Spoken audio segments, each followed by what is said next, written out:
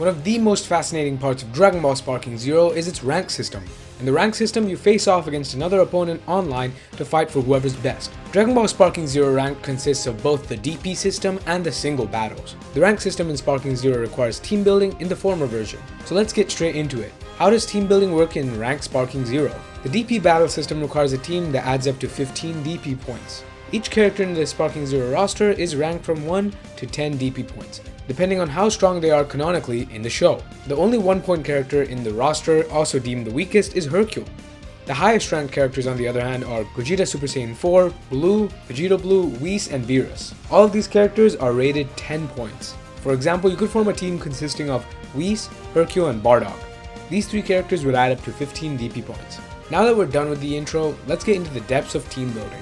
The first tip when it comes to team building is start with characters that have transformations. Characters like Goku Super, Vegeta Super are rated 5 DP points. Each transformation increases his DP value by 1. Goku has 3 transformations: Super Saiyan God, and finally Blue.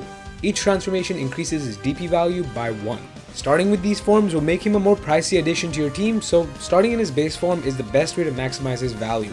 Transforming mid-battle will not only make your character stronger throughout the battle, but will also throw off your opponents with the changing moveset. So I could make a team consisting of Goku Super, Vegeta Super, and base Broly. All 3 are valued at 5 DP points, but at their final transformation are valued at 8 and 9 respectively, making them a lot stronger in terms of damage output and defense towards the end of the battle. Besides just the traditional transformation, there is another option too, and that is the fusion mechanic. Now this one might trigger some PTSD in you all, but fusing mid-battle is a totally viable and maybe even optimal strategy for DP battle. It combines the HP of your 2 characters, and not just that, but your fused character does more damage than if you actually started off as that character right off rip. In general, fusing mid-battle is a bit of a last resort technique in case your character is close to dying. But there is certain requirements you need to meet. For example, if you have a Goku Z End on your team, you must have a Vegeta Z End to perform the fusion. It works similarly for the super versions of both characters. The last tip for DP battle is to add some low weight characters to your team. These characters barely cost any DP but can be annoying to your opponent as they wear down your opponent's more expensive and stronger characters, giving you an edge. The true value is that they just cost 1 to 2 DPs and pad up your team. Characters like Videl, Hercule, and the recently nerfed Yajirobe are all prime examples. There's a reason that character was nerfed, and it is because he was a menace in DP battle. Not only can they wear down expensive opposing characters that cost significantly more, they'll give you a head start when the time to finally use your heavy hitters comes. The final tip for DP battle is have your strongest character at the end.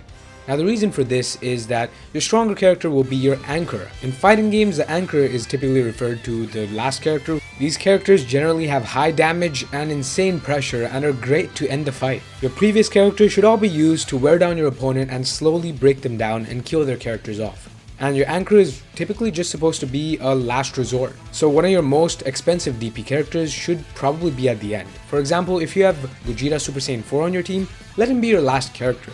Let him be the character to finish the battle off for you with his insane damage. The previously mentioned more cheaper characters, whether it be 1, 2, 3, 4, or even more DP, should all be to making the job for your final character more easy. It essentially just alleviates the pressure when the time comes.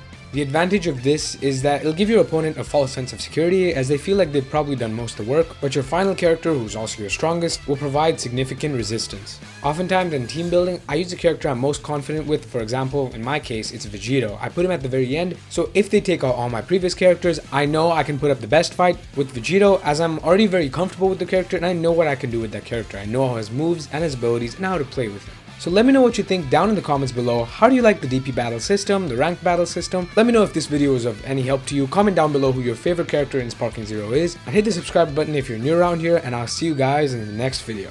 Peace.